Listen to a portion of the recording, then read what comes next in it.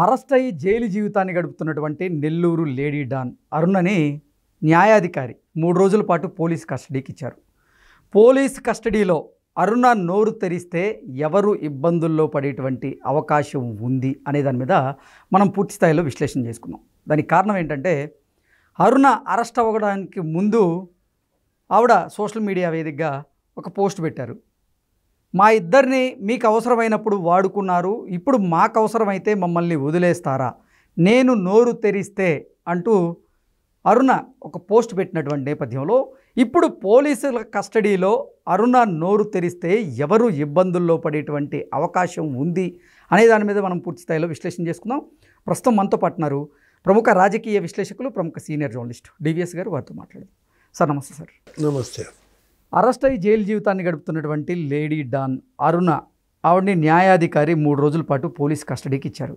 ఇప్పుడు పోలీస్ కస్టడీలో అరుణ నోరు తెరిస్తే ఎవరు ఇబ్బందుల్లో పడేటువంటి అవకాశం ఉంది అంటే ఏం చెప్తారు సార్? ఆవిడ దగ్గర ఉన్నటువంటి కొన్ని వీడియోలను ఆధారంగా చేసుకొని ఆవిడ ప్రజాప్రతినిధిని బెదిరించి 50 లక్షల రూపాయలు అడిగినట్లుగా కూడా కొన్ని వార్తలు వస్తూ ఉన్నాయి. ఇంతకీ ఆ ప్రజాప్రతినిధి ఎవరు, ఎటువంటి వీడియోలను అడ్డం పెట్టుకొని అరుణ ఆ ప్రజాప్రతినిధిని బెదిరించింది అంటే ఏం చెప్తారు? నిడిగుంట అరుణ ఇవాళ పోలీస్ కస్టడీ మొదటి రోజు జైల్లో ఉంది. ఒక 6 రోజులు కస్టడీకి అడిగారు, న్యాయాధికారి 3 రోజులు ఇచ్చారు. అంటే ఈ రోజు నుంచి 3 రోజుల పాటు పోలీసుల ప్రశ్నలు. ఇక ఈ 3 రోజులు మరి పోలీసులనే బెదిరించుద్దా? ఇప్పుడు అరుణకు సంబంధించి ప్రశ్నలు వేసేవాళ్ళు వాళ్ళ వీడియోలు ఏమైనా ఉన్నాయా అరుణ దగ్గర? ముందు వాళ్ళు జాగ్రత్త పడాలి. ఓకే, ఏది అరుణ ఇవాళ చెప్పు చేతల్లో పని చేయని అధికారులు ప్రశ్నలు అయ్యారు. ఆమె ఏంటి అసలు నెల్లూరు పోలీసులందరినీ మామూలు గ్రిప్లో పెట్టుకోవాలా? ఇప్పుడు నీకు అక్కడేంటి, అక్కడ ఉన్నటువంటి సర్కిల్ ఇన్స్పెక్టరు, డిఎస్పి, లేకపోతే ఎస్పీ, అసలు ఎందుకు నీకు అసలు డీజీపీ దాకా వెళ్ళాయి. అందరినీ ఆమెకున్నటువంటి ఒక బలమైన ఇదేంటి, ఎవరితో ఫోన్లో మాట్లాడినా ఆడియో రికార్డ్ చేస్తుంది, వీడియో కాల్ చేస్తే వీడియో కాల్ రికార్డ్ చేస్తుంది. సార్ ఇప్పుడు కొవ్వూరు పోలీస్ స్టేషన్లోనే అరుణని పోలీసులు కస్టడీలోకి తీసుకొని విచారణ చేయబోతున్నారు. మరి అక్కడ పరిస్థితి ఎలా ఉండే అవకాశం ఉందంటే ఏం చెప్తారు? ఇప్పుడు కొవ్వూరు పోలీస్ స్టేషన్లో మొదటి రోజు విచారణలో అరుణ పోలీసులకు చుక్కలు చూపించుదా, పోలీసులు అరుణకి చుక్కలు చూపిస్తారా? ఓకే, రొటీన్గా అందరూ లిక్కర్ కేసులో నిందితులు కేసిరెడ్డి రాజు, చెవిరెడ్డి భాస్కర్ రెడ్డి, ఆ విచారణలు వేరు. అది అవినీతి కుంభకోణాలు, ఇది అక్రమ వసూళ్ళు, ఇది బ్లాక్మెయిలింగ్, ఇది చీటింగ్. ఏది ఇవాళ ఎంతమంది బాధితులు, అరుణ బాధితులు మనం విశ్లేషణ చేసుకున్నాం. ఇప్పుడు ఒకటి అసలు గంజాయి మాఫియా డాన్గా అక్కడ మొత్తం పిల్లలు, స్కూల్ పిల్లలకు కూడా గంజాయి అలవాటు చేసి, లేకపోతే మరి డ్రగ్స్, ఇంకా అసలు వ్యభిచార ముఠాలు గూడూరులో, సుళ్ళూరుపేటలో, నాయుడుపేటలో, హోటళ్లలో, అసలు తిరుపతి నుంచి అమ్మాయిలను తెప్పించుకొచ్చి ఆ సంజీవయ్యకి ఈమెకి ఉన్న సంబంధాలు. సుళ్ళూరుపేట మాజీ ఎమ్మెల్యే కిలివీడి సంజీవయ్య, ఆయన బినామీ ఈమెని, ఆయన తరఫున డమ్మీగా ఈమె అక్కడ ప్రచారం చేసింది, అభ్యర్థిగా నుంచుంది. ఇప్పుడు ఎమ్మెల్యే కావాల్సిన జాగ్రత్త, పోలీసులు కూడా జాగ్రత్త. మళ్ళా రేపొద్దున ఎమ్మెల్యే అవుద్దేమో చూసుకోండి. జగన్మోహన్ రెడ్డి వచ్చే ఎన్నికల్లో ఈమెకే టికెట్ ఇస్తాడేమో. ఇప్పుడు ఒకటి అరుణ ఇప్పుడు పోలీసు వాళ్ళని ఏమన్నా బెదిరించే ప్రయత్నం చేస్తారేమో చూడండి. బెదిరిస్తుంది. అసలు ఆల్రెడీ నందిగం సురేష్ భార్య కూడా ఆ మధ్య మాట్లాడింది. ఎక్కడ హోమ్ మినిస్టర్, కాబోయే హోమ్ మినిస్టర్ నేనే అని. నందిగం సురేష్ భార్య పేరేదో ఉంది, బేబీ ఎవరు, అప్పుడు చిలవలు పొలవలుగా చెప్పుకున్నారు. ఇప్పుడు అరుణ కాబోయే హోం మంత్రి, జగన్ మళ్ళా 2.0లో.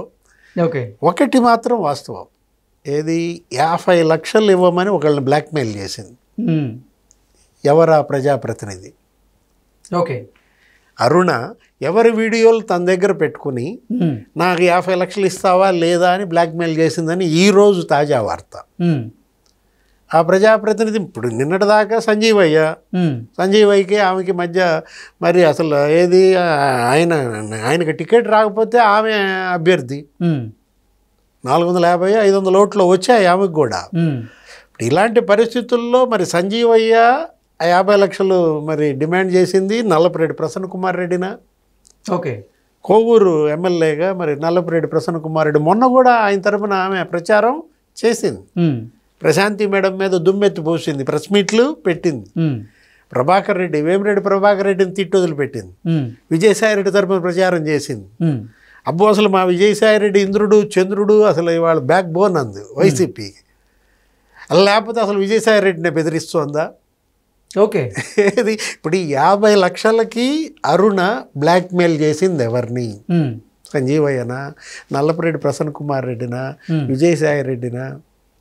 జగన్మోహన్ రెడ్డి పరిస్థితి ఏంటి? ఆయన అరుణ యొక్క ఈ విధంగా ఒక వటవృక్షంగా మారింది. వటవృక్షం కాదు, గంజాయి. ఇప్పుడు ఇలాంటి అరుణ ఇప్పుడు ఎస్పీని బెదిరిస్తడం, లేకపోతే డీజీపీని బెదిరించటం, వాళ్ళకి మర్యాదలు చేయలేదంటే ఎవరో కానిస్టేబుల్, ఎస్కార్ట్ కానిస్టేబుల్ హాస్పిటల్లో వాళ్ళకి మర్యాదలు చేయకపోతే వెంటనే డీజీపీకి కలిపిందంట ఫోన్, డిఐజీ కలిపిందంట ఫోన్. పెద్ద పెద్ద పోలీసు ఉన్నతాధికారులే అరుణ ఫోన్ వస్తుందంటే బెంబేలెత్తిపోయారంటే ఇప్పుడు విచారణ మరి ఏ రకంగా జరిగేటువంటి అవకాశం ఉందంటారు కస్టడీలో?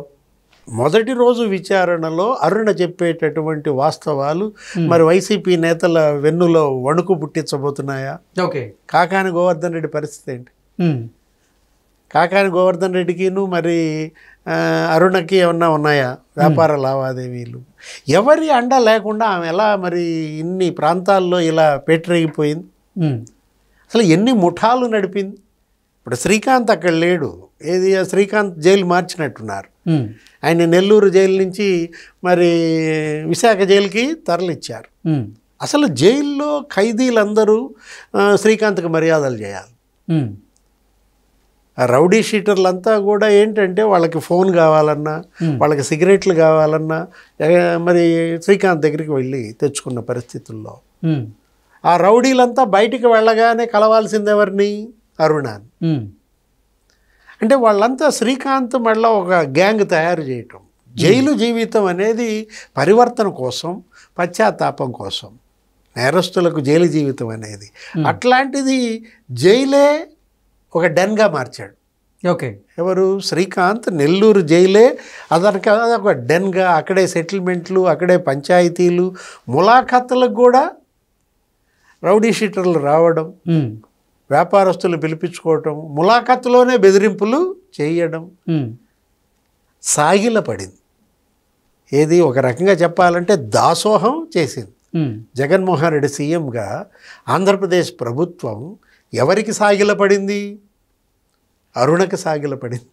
శ్రీకాంత్కి దాసోహం చేశారన్నమాట. ఐపీఎస్లు, డిఎస్పీలు, ఎస్పీలుగా పనిచేసిన వాళ్ళు, వాళ్ళ యొక్క గుట్టంతా ఇవాళ అరుణ గుప్పెట్లోన. ఓకే. అందుకైనా బెదిరించింది. ఏంటి, ఇన్నాళ్ళు మమ్మల్ని వాడుకున్నారు, ఇప్పుడు మేము కష్టాల్లో ఉంటే మమ్మల్ని ఇలా వదిలేస్తారా అంటూ నేను నోరు తెరిస్తే అంది. తెరుస్తుందా? ఇప్పుడు నోరు తెరిస్తే ఎవరికి ఇబ్బంది?